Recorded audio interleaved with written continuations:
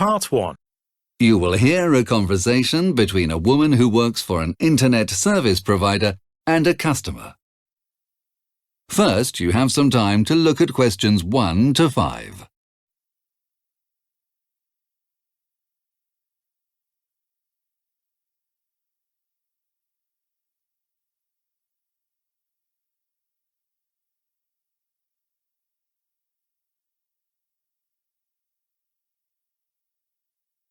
Listen carefully to the conversation and answer questions 1 to 5. Hello, Global Internet. How may I help you? Hello, I've just moved house and I want to get my internet set up. OK, sir. Could I take your name, please? Yes, it's James Sloan. How do you spell Sloan? It's Sloane. OK, Mr. Sloan. What sort of package are you looking for? I'm not sure, really. OK, that's no problem. Well, if I can just start by taking your address first. OK, great. I live at 17 Melrose Drive. Sorry, did you say 70? No, sorry, 17. OK. And the city and postcode? Yes, the city is Exeter and the postcode is EX34 9QY. OK, that's great. I'm just putting that into the computer now. OK. So you said you aren't sure what package you would like. Is that correct? Yes, that's right. OK. Well, I'll ask you a few questions that can help you choose the best package for you. OK, that sounds great. First, how many people will use the internet in your house? Well, there's me and my wife and our 4-year-old daughter, but she's too young to use it. So just 2 of you? No, let's say 3. Our daughter might need to use it when she starts school next year. OK. And which of the following things do you use the internet for? Downloading films and music? No, never. Oh, but my wife sometimes does, so let's say yes. OK. Streaming videos? For example, YouTube? Not me, and my wife doesn't either. All right. And what about making video calls, like Skype? All the time. I do a lot of work online, so I need to be able to contact people. OK, great. And how about playing online games? I don't have the time for that. Before the conversation continues, you have some time to look at questions 6 to 10.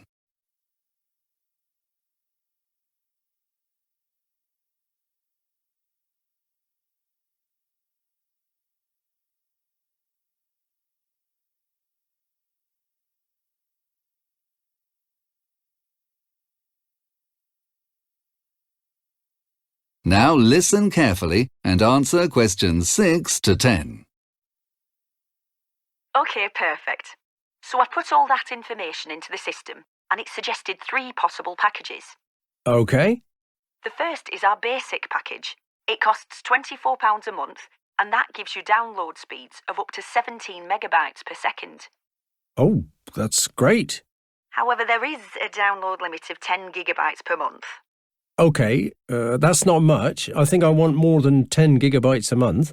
What about the next option? That would be our standard package. It is a little bit more expensive. It's £30 a month. It's the same speed as the first package, but you would have unlimited downloads. Oh, that's good. And the third?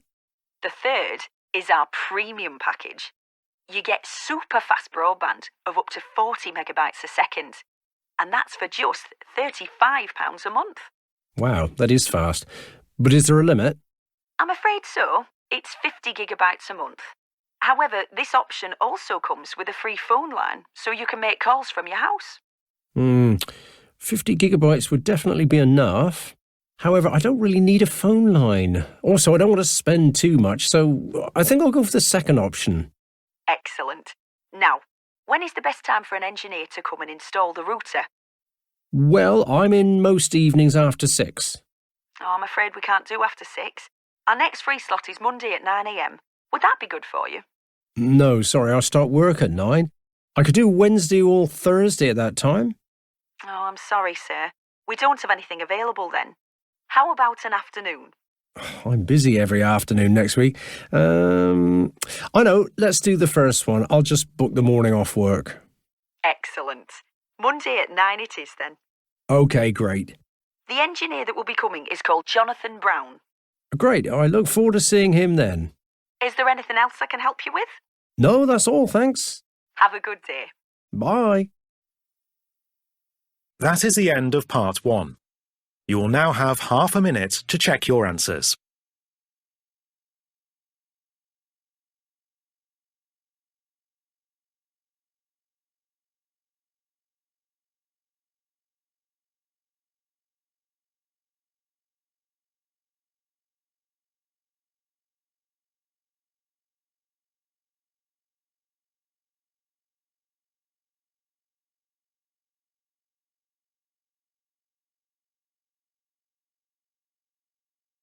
Part 2.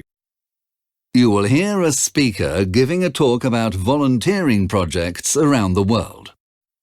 First, you have some time to look at questions 11 to 15.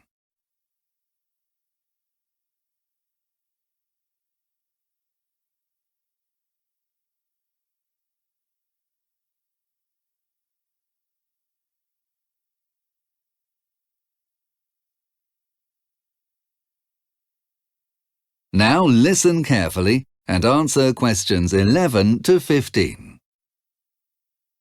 Good afternoon, everybody, and thank you for coming along to this recruitment session for Global Volunteers. I know that you will have already read our prospectus, and I hope that you agree that spending a couple of months volunteering with us is a great way to experience a new culture whilst helping out others in need. Today, I would like to tell you about 3 projects in different countries which we are recruiting for. The first is in Vietnam, the second in Costa Rica, and the final programme is in Uganda. For all of these programmes, we are looking for a minimum of 4 weeks commitment, starting in either July or August. I'll start by giving you some brief information about the projects and then tell you the process for applying if you want to get involved. So, let's begin with Vietnam. If you've been to this country before, I'm sure you'll agree that it's a beautiful country with forests, mountains, and also stunning beaches where you can dive and see some amazing wildlife. The project involves working in orphanages with disabled children. You will be part of a team helping to care for the children, teach them basic English skills and arts and crafts. We also aim to help them become more mobile in the future and to become more active by taking part in sporting activities. There is a large group of people working on this project in Vietnam, and many of our volunteers make lifelong friends.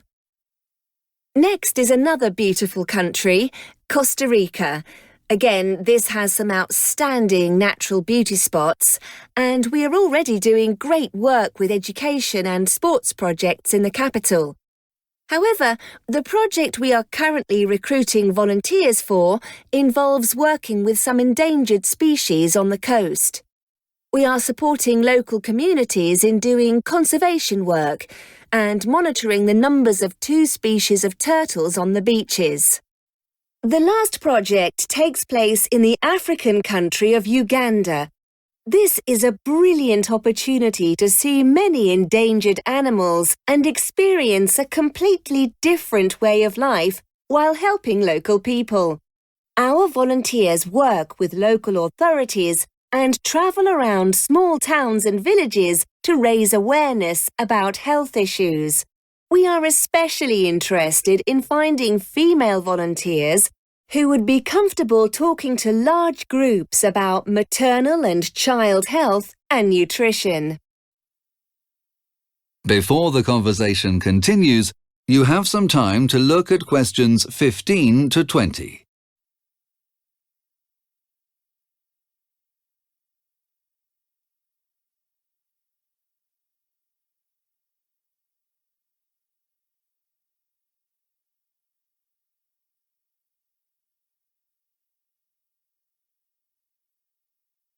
Now listen carefully and answer questions 15 to 20.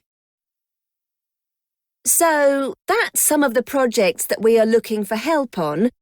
I hope that there is something there that sounds exciting and worthwhile for you. Now I'll let you know what you need to do in order to get involved. First, visit our website and check that you meet the requirements.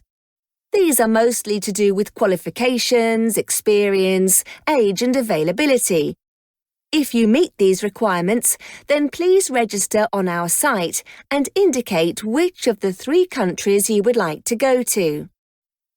After that, we will send you an application form by email. You need to download the application form, fill it in, and send it back to us. The form is quite detailed, so we do not need a CV, but we would like you to send us a recent photo as well. The deadline for us to receive your application is 1 week from today, so that gives you plenty of time. We do try and reply to everyone within 3 days, although this may be difficult if we get lots of applications. If your application is successful, then we will ask you to have a phone interview. We will send you a list of available times to choose from. All the phone interviews take place on the same date. The interview will last for about half an hour and is a chance for us to get to know you better. The next stage is a group interview. This means we invite you to come to our office in London and take part in some group activities to see how well you work with others. This is actually a lot of fun and not nearly as scary as it sounds, so don't worry. We will pay for your accommodation for the night, and many of our candidates go out together for dinner. At the end of this process, hopefully we will be able to offer you a job. You will return to London for a 1-day training session that will be led by your team leader before you fly out to your country, where you and your team will be met by the local area manager. So, I hope that you are interested in our programmes and that I hear from you soon. Does anybody have any questions?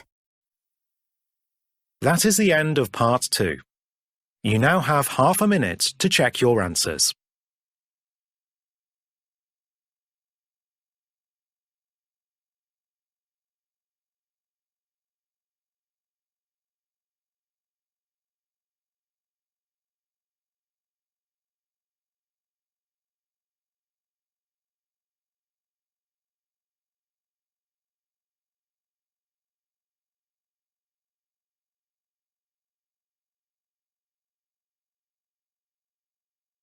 Part 3. You will hear 2 employees of a multinational company discussing a training course they attended with the head of staff training. First, you have some time to look at questions 21 to 23.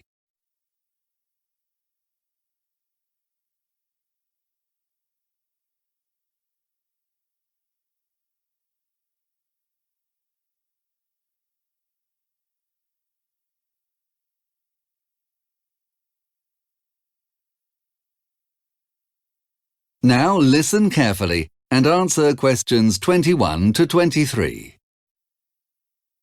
Come in, both of you. Do take a seat. Thanks. What was it you wanted to talk to us about? You've both just attended a workshop on customer relations, isn't that right?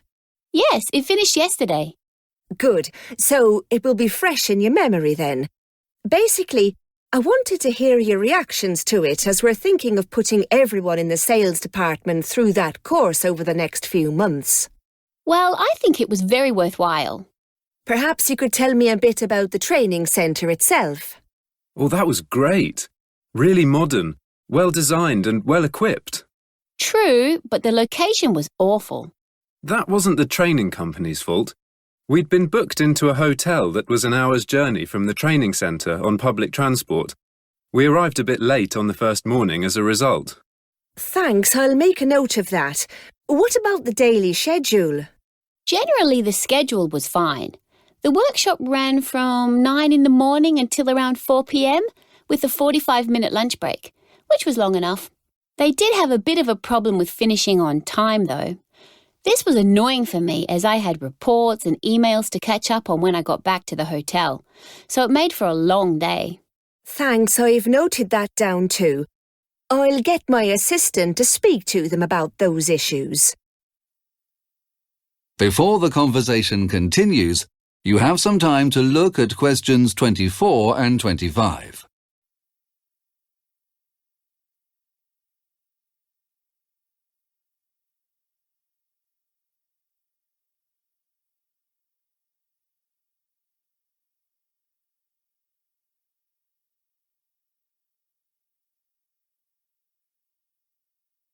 Now listen carefully and answer questions 24 and 25.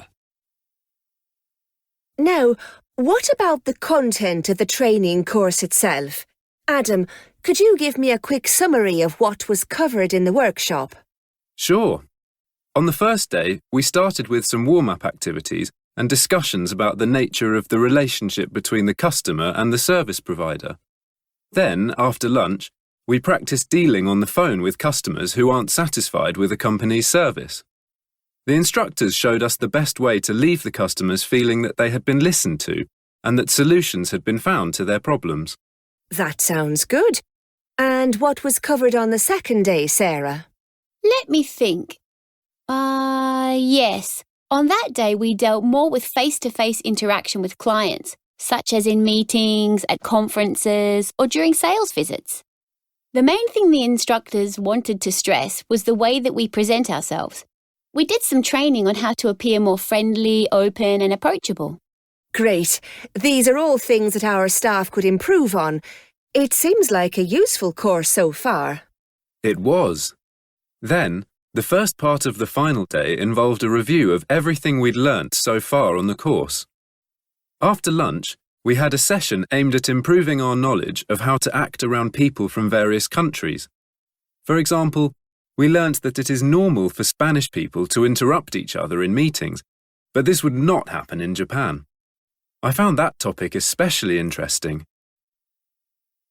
Before the conversation continues, you have some time to look at questions 26 to 30.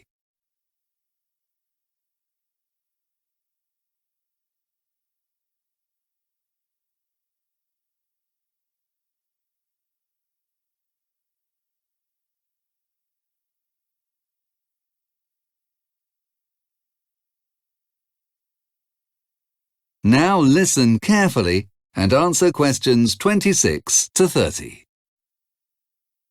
Yes, I liked that part too. And then at the end of the final day, we had a short feedback session and then they handed out certificates of attendance. Oh, not individual reports. I understood those were included too. Yes, but they come later, by post, I think. I see, OK. So, overall, apart from some practical aspects, you seem to have been satisfied. Yes, it was a very comprehensive course. So there was nothing that you felt could have been improved? Well, sometimes I felt I wasn't being challenged quite enough. For example, we did quite a few role plays, but these were semi-scripted. I'd have preferred to have a freer hand when it came to doing those. I agree. I think some of those were a bit repetitive. On the whole, I would like to have seen more discussions and fewer role plays throughout the workshop. And what about the instructors? How did you find them? Well, the two senior instructors were fantastic, very professional and thorough. But sometimes we had classes with one of the assistant instructors. There were 4 of them, and they weren't quite as good. I thought all of the trainers were great, but yes, I agree with Adam that some were better than others. So, all in all, would you say it's worth our going ahead with this training workshop for the other members of staff? Yes, but if all our sales staff are going, could we ask them to adapt some of the material to our specific needs? For example, since we're a multinational company, more cross-cultural training would be really interesting. Right, that's an interesting point. I shall look into it. So, I have taken up enough of your time. Thanks to both of you for your feedback. You're welcome. Not at all. That is the end of part 3. You now have half a minute to check your answers.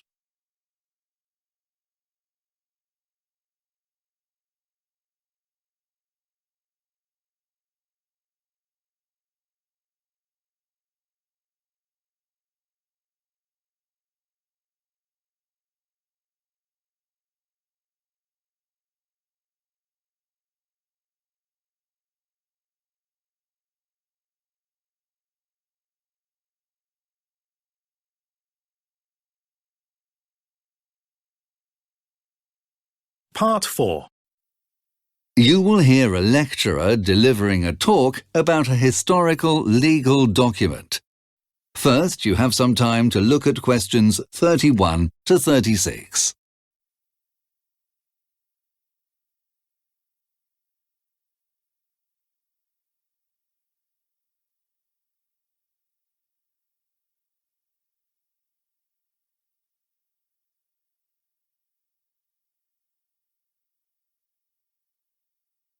Now listen carefully and answer questions 31 to 36. Good afternoon, class. In today's lecture, we're going to be looking at one of the foundational documents in the history of human rights, Magna Carta. Let's start by looking at the story behind its creation. Magna Carta just means Great Charter in Latin, and this Great Charter, or Great Document, was originally signed to end an armed conflict between King John and some of the most powerful landowners of England. As is so often the case, the argument between the parties was over money. Let's look at this in more detail. When John came to the throne, large parts of northern France had belonged to the English crown. But by 1204, John had lost most of those. In the following 10 years, he taxed the landowners more and more in a series of unsuccessful military attempts to win those lands back. Then, in 1214, John's army was completely defeated by the French, and he was forced to pay them massive compensation, leading to yet more taxes back in England. The landowners would forgive neither the taxes nor the military failures. The following year, they rebelled against Bad King John, as they called him, and took control of the cities of London, Lincoln, and Exeter. Their actions received a great deal of support, and King John was left with no choice but to try to make peace. It was thus agreed that John and the landowners would meet on neutral territory to sign the peace agreement, which later came to be known as Magna Carta. Before the lecture continues, you have some time to look at questions 35 to 37.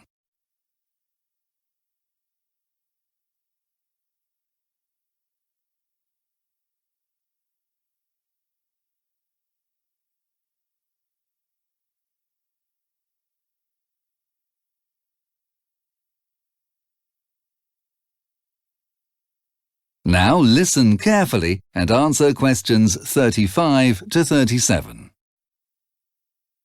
So, what exactly did the document say?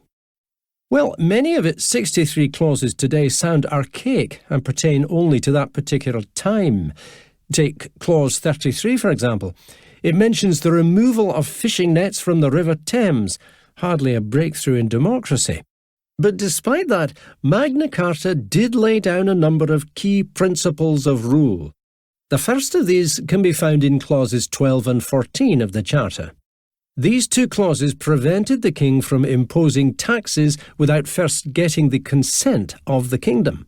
This meant that no longer could the king arbitrarily demand money, since he now needed the approval of the landowners first. Next, and probably the most significant clauses of the Charter, numbers 39 and 40, were concerned with the fair treatment of people in matters of law. Clause 39 states, "No free man shall be arrested or imprisoned except by lawful judgment of his peers or by the laws of the land." While Clause 40 said, "To no one will we deny or delay right to justice." It was through these notions of the right of every person to trial by jury and to equal and swift justice for all that Magna Carta enshrined one of the most fundamental principles of human rights. That principle was the rule of law. It basically meant that no person is above the law, not even a king. Of course, at the time, the document only affected a small proportion of the overall population. However, this underlying principle would eventually form the cornerstone of our modern ideas of liberty and democracy. It's to this we turn now.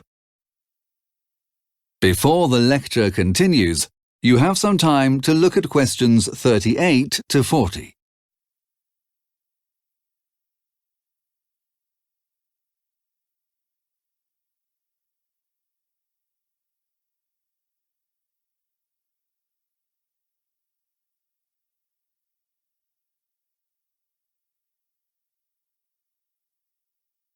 Now listen carefully and answer questions 38 to 40. So, the influence of Magna Carta has been far-reaching. When English colonialists sailed across to America in the early 17th century, they carried with them their own charters. These charters contained clauses very similar to those found in Magna Carta. They focused around providing the new settlers with the same rights that they would have had when in England. Through these charters, a tradition of English liberties was inculcated in the early US colonies, and when the British government violated one of these liberties, the Americans went to war to protect their rights. This was known as the War of Independence. It lasted over 8 years and led to the creation of the 1789 Bill of Rights. The 1789 Bill of Rights took much of its inspiration from the English Bill of Rights, which was another document highly influenced by Magna Carta. The US version included clauses on such familiar things as trial by jury, due process of law, and freedom from cruel and unusual punishment. It embedded these principles within the US Constitution, forming the keystone for US democracy as we know it today. If we look further still, Magna Carta can be seen as a precursor to the 1948 Universal Declaration of Human Rights. This document came about as a reaction to the horrors of the Second World War. Just like the 1798 Bill of Rights, it intentionally echoed the clauses of Magna Carta in reference to things like freedom of movement, arbitrary arrest, and trial by jury. Eleanor Roosevelt even stated that she hoped the Universal Declaration would become the international Magna Carta of all men everywhere. So, as we can see, it is this spirit of freedom and equality, of fairness and justice, that has made Magna Carta such a seminal document. It has inspired many others over the last 800 years and will no doubt continue to do so in the years to come. That is the end of part 4. You now have half a minute to check your answers.